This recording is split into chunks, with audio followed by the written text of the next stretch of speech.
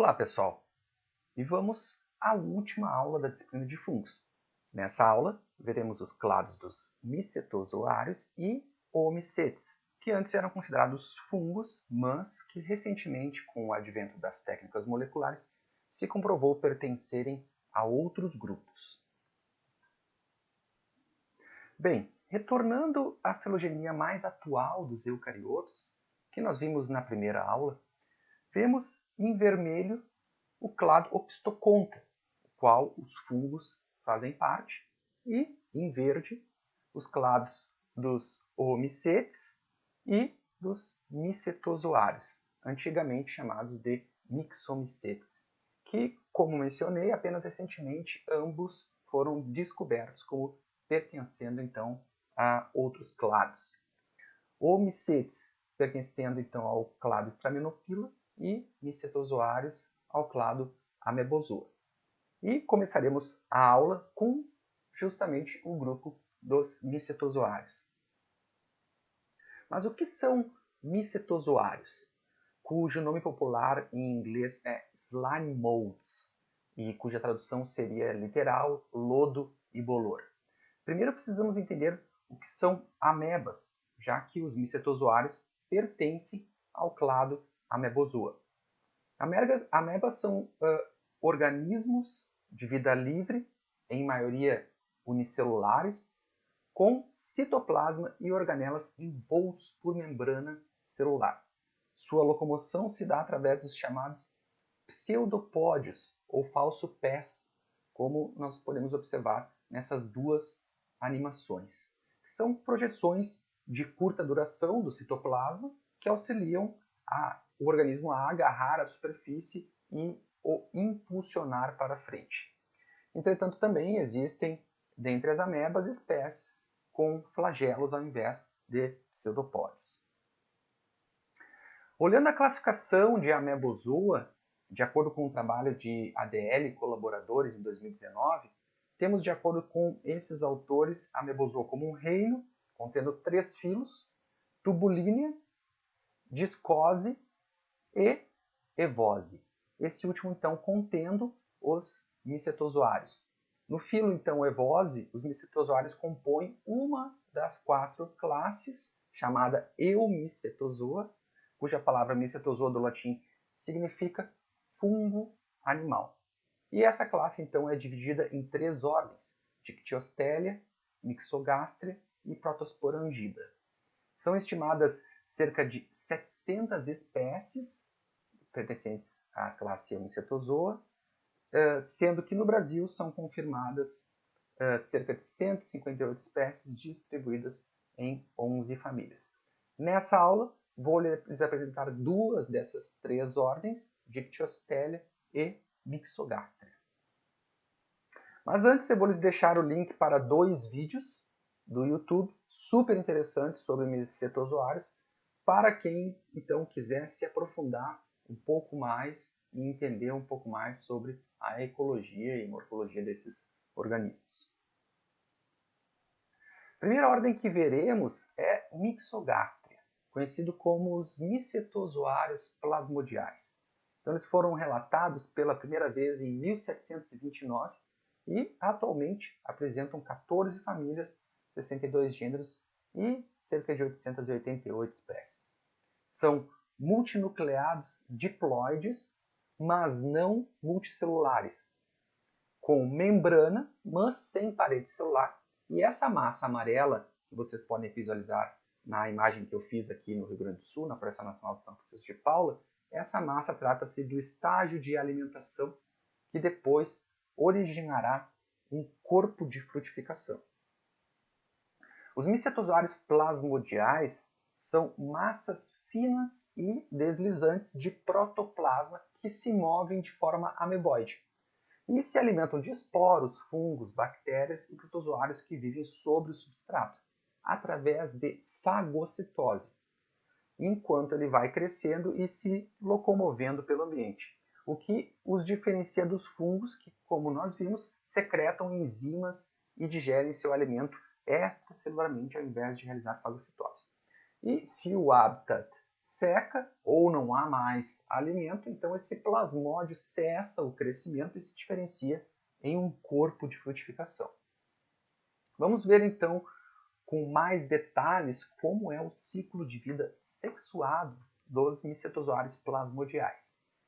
Então, o plasmódio de vida livre que visualizamos na animação do slide anterior, ele cresce e se alimenta em diferentes substratos até que uma condição seca ou de pouco alimento faz com que haja a formação de um corpo de frutificação. Entretanto, em locais sujeitos a uma seca rápida, o plasmódio pode formar rapidamente uma estrutura encistada chamada esclerócio, de coloração amarela ou alaranjada, que não é mostrado aqui nessa figura esquemática. Se há a formação de corpos de frutificação, como podemos ver aqui, esses corpos são então pedunculados e em seu ápice forma-se um esporângio geralmente ornamentado. E justamente esses corpos de frutificação é que se assemelham aos fungos e por isso esse grupo foi por muito tempo considerado pertencente aos fungos.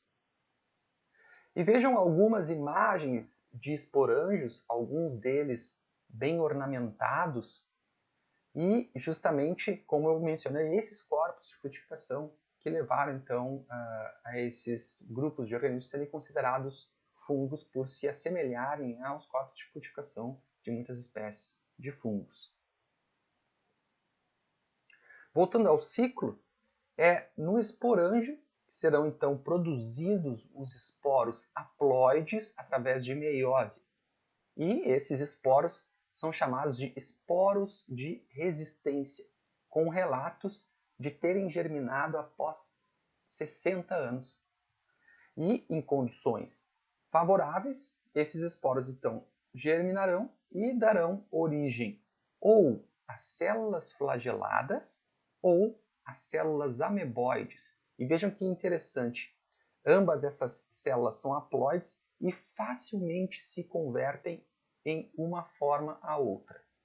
Então, essas células entram em contato, ameboides com ameboides ou flageladas com flageladas, ocorrendo então plasmogamia e cariogamia, formando um zigoto diploide, que irá sofrer divisões mitóticas de seus núcleos, originando então um micetozoário plasmodial multinucleado, mas unicelular, fechando então o ciclo sexuado. Agora passando para a ordem Dictyosteliae, cujas espécies são então conhecidas popularmente como micetozoários celulares ou também amebas sociais. Nos micetozoários celulares, o estágio de alimentação é unicelular. Quando o recurso é exaurido, eles se agregam e formam um corpo de frutificação que formará os esporos, como podemos ver aqui nessa sequência, nessa imagem aqui abaixo. Então, esses corpos de frutificação podem ter formatos variáveis, como podemos visualizar aqui nesses desenhos à direita, com um pedúnculo formando um ou mais esporângios.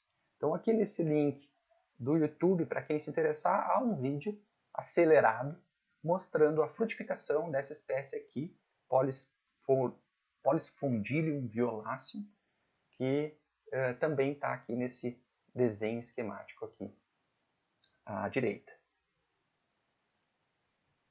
E nesse vídeo de 2010, podemos ver justamente o processo de formação dos corpos de frutificação e também uma homenagem ao professor emérito John Bonner, da Princeton University, que há 70 anos estuda os micetozoários.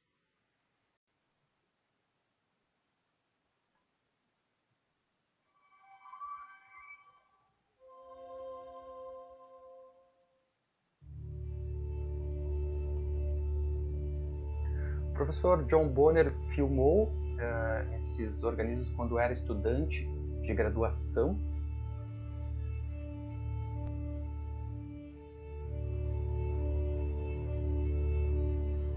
E ele diz que os micetozoários são nada mais que um saco de amebas em uma camada fina gelatinosa, mas eles parecem exibir uma forma de inteligência. E quando separados, eles se reúnem novamente.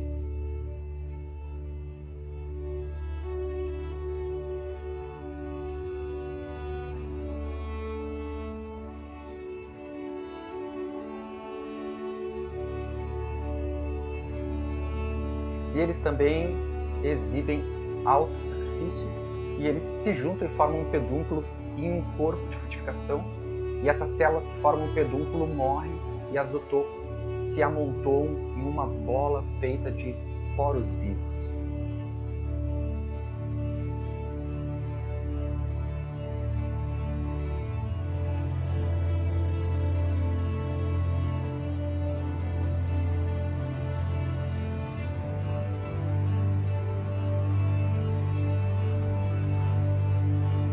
E após todos esses anos, John Bonner acredita que ainda há muito o que se aprender sobre esses organismos.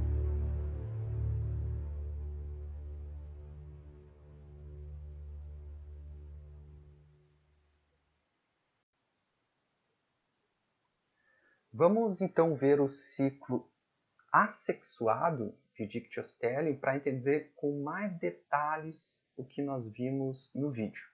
Então, começando no passo 1, essas amebas haploides unicelulares de vida livre se alimentam de bactérias e, eventualmente, podem se dividir por mitose, ou seja, por uma reprodução assexuada.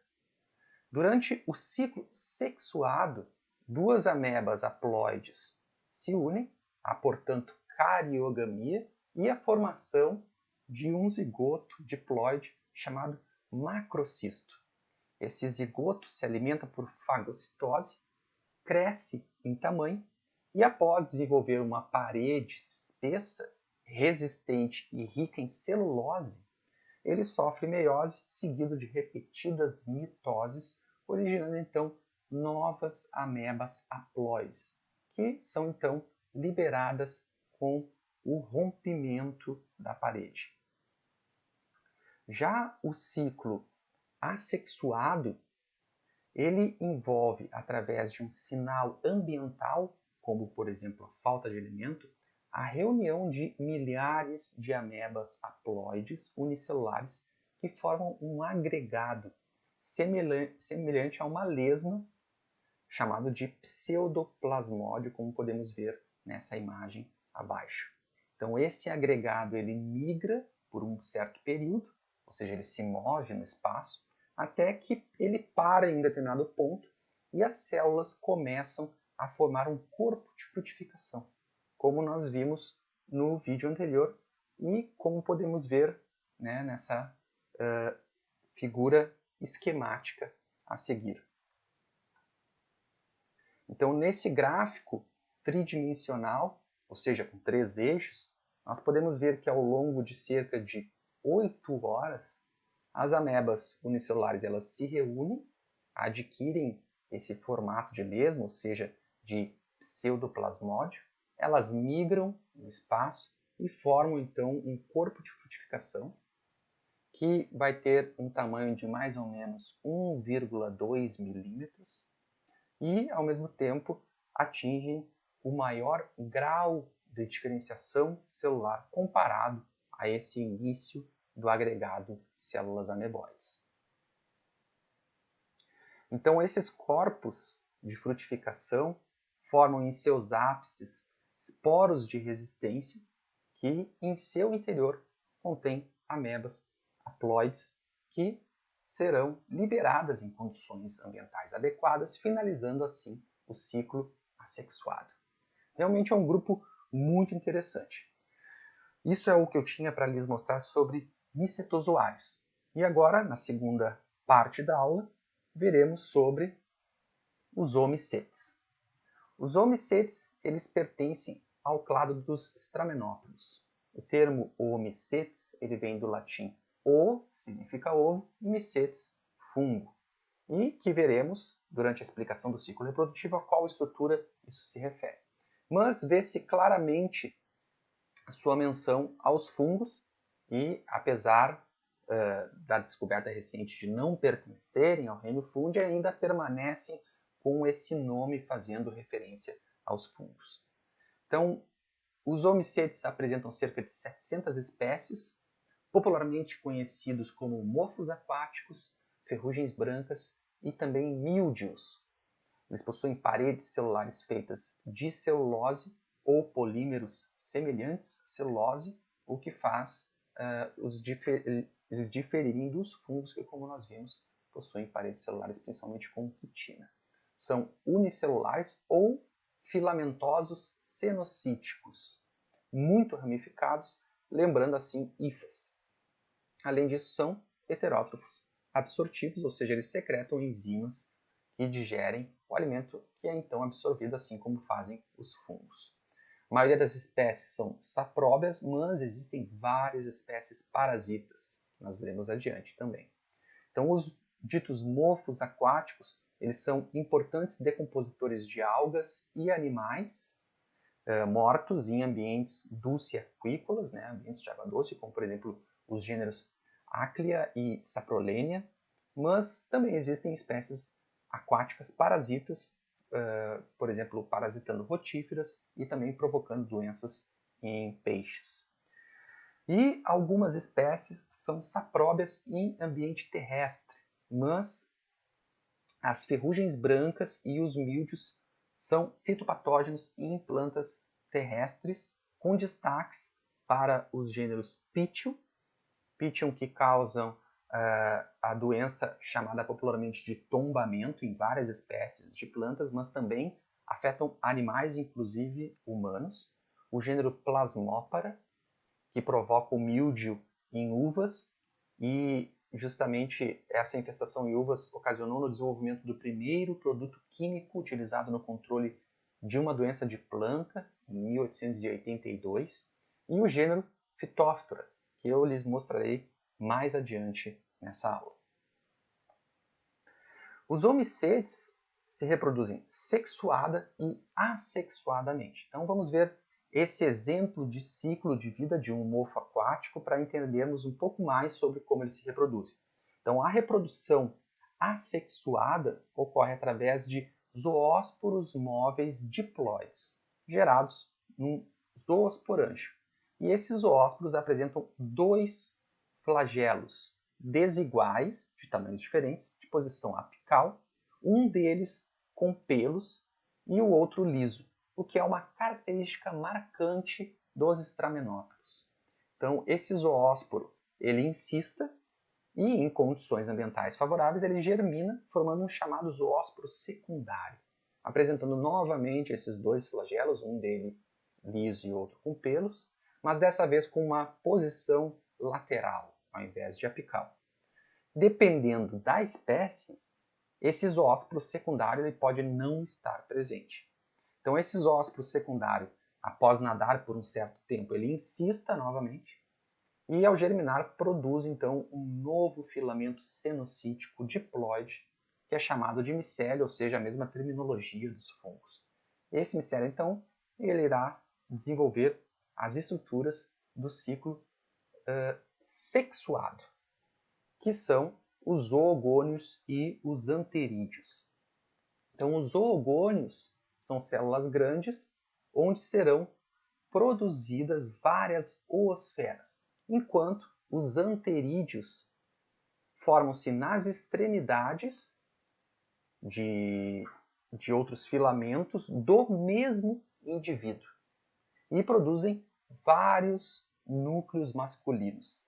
Então, oogônios e anterídeos correspondem aos gametângios femininos e masculinos, respectivamente. Então, os anterídeos eles crescem em direção aos oogônios e desenvolvem tubos de fertilização, que vão penetrar nos oogônios, ocorrendo então a plasmogamia, chamada do tipo contato gametangial. Então, podemos observar os anterídeos em contato com os oogônios nessas duas imagens, uma da espécie Achlea ambisexualis e outra de uma espécie do gênero Saprolenia. Então, após essa plasmogamia, ocorre a cariogamia, formando então um zigoto diploide de parede espessa chamado oósporo, que é a estrutura que dá nome aos oomicetes. Então o oósporo ele funciona como um esporo de resistência sobrevivendo a condições de estresse. Então os oogônios eles vão liberar os oósporos formados, que vão então germinar e produzir novos filamentos que darão origem a zoosporângios e assim completará o ciclo reprodutivo. Bem, dentre as espécies fitopatógenas, eu darei destaque ao gênero Phytophthora, que apresenta cerca de 35 espécies e grande importância econômica, afetando cacau, abacaxi, tomate, seringueiras, mamão, cebola, morango, maçã, soja, tabaco, laranja, entre outras plantas. Uma dessas espécies de Phytophthora, Phytophthora cinnamome, é uma espécie com ampla distribuição, que é encontrada principalmente no solo, que destruiu e tem tornado improdutivos milhões de abacateiros no sul da Califórnia e arredores, e também destruiu cerca de 10 mil hectares de eucalipto destinados à produção de madeira na Austrália. Então, os zoósporos de Phytophthora cinnamome eles são atraídos para as plantas que infectam pelos exudados químicos que as raízes dessas plantas secretam. E também produzem esporos de resistência que podem sobreviver por até 6 anos em solo úmido. Já Phytophthora ramorum é causadora da doença chamada morte súbita dos carvalhos, atacando então os gêneros Notolithocarpus e Quercus, desde a Califórnia até o estado do Oregon, nos Estados Unidos. Além de atacar também outras 26 espécies, mas nessas em menor intensidade, ocasionando apenas infecções nas folhas ou nos brotos. Então, essa espécie ela invade a casca dessas árvores de carvalhos, né, e acaba causando a morte da árvore. Então, uma manifestação precoce da doença é justamente essa exudação de uma seiva preto-avermelhada na casca da árvore, como podemos ver aqui nessa imagem à direita. Mas dentre as espécies de Phytophthora, destaca-se Phytophthora infestans, que é a chamada causadora da requeima ou mela da batata, que no inglês é chamado de potato blight, resultando num evento chamado da Grande Fome da Irlanda, que ocorreu entre 1846 e 1847. Então, atualmente, essa doença ainda persiste como um grande problema, causando perdas de mais de 5 bilhões de dólares anualmente e perdas maiores do que 70% nas produções em algumas regiões. E, globalmente, cerca de 1 bilhão de dólares é gasto anualmente somente em pesticidas para controlar essa espécie. Então, aqui à direita nós podemos ver o ciclo reprodutivo da espécie, que difere do ciclo que eu apresentei anteriormente, principalmente pelo fato de uma hifa somática dita positiva e a outra negativa, ou A linha, serem necessárias para ocorrer a plasmogamia do tipo contato gametangial, ou seja, uma hifa formar orogônio e outra anterídeo, né, para então ocorrer a formação dos zoosporângios. Outra diferença desse ciclo é que no ciclo anterior, os zoósporos eles encistavam, germinavam e formavam um micélio que poderia então entrar no ciclo assexuado, formando novamente um zoosporângio. Mas aqui, os zoosporângios eles são dispersos e podem ou germinar diretamente sobre a folha da planta, né, formando uma hifa, infestando a planta, que não é mostrado nessa imagem desse ciclo, ou então germinar e liberar zoósporos que encystam e, ao germinar, eles infestam novamente a planta hospedeira. Então, ambas as estratégias, após a infestação da planta, se desenvolvem nos tecidos e formam esporangióforos, que vão emergir então dos estômatos e vão reiniciar esse ciclo assexuado ou entrar no ciclo sexuado se eles encontrarem uma hifa de outra polaridade nos tecidos das plantas. Podemos ver aqui, em microscopia eletrônica, uma imagem dos esporangióforos. E a doença da requeima da batata ela foi extremamente importante na Europa entre os anos de 1845 e 1847 e se espalhou rapidamente, dizimando as plantações de países inteiros. Então esse mapa aqui, ele mostra como ela se espalhou desde julho de 1845, nessa área em marrom escuro, até outubro do mesmo ano, em referência a essas áreas em amarelo. Então, naquela época, a Irlanda ela possuía uma população em torno de 8 milhões de pessoas e a batata ela era a fonte principal de alimentação para a grande maioria da população que era pobre. Então, como as plantações elas foram dizimadas e também o fungo atacou os estoques de batatas, isso causou a morte de mais de 800 mil pessoas devido à fome e também levou à emigração de mais de 1 milhão de pessoas, principalmente para os Estados Unidos. Então eu deixo aqui para vocês os links para 2 vídeos, um sobre a história da batata, em que esse fato que eu contei para vocês sobre a Irlanda ele é apresentado, e outro vídeo sobre o desenvolvimento da doença da requeima da batata. E era isso que eu queria mostrar para vocês nessa aula. Segue aqui a bibliografia que eu utilizei para montá-la. E eu espero que tenham gostado não somente dessa aula, mas de toda a disciplina de fungos. Eu acredito que conseguimos ver em alguns momentos superficialmente e em outros mais profundamente a história evolutiva, a diversidade e a importância ecológica e econômica dos fungos. Então, para mim foi um enorme aprendizado, eu espero que para vocês também, e foi um enorme prazer estar com vocês.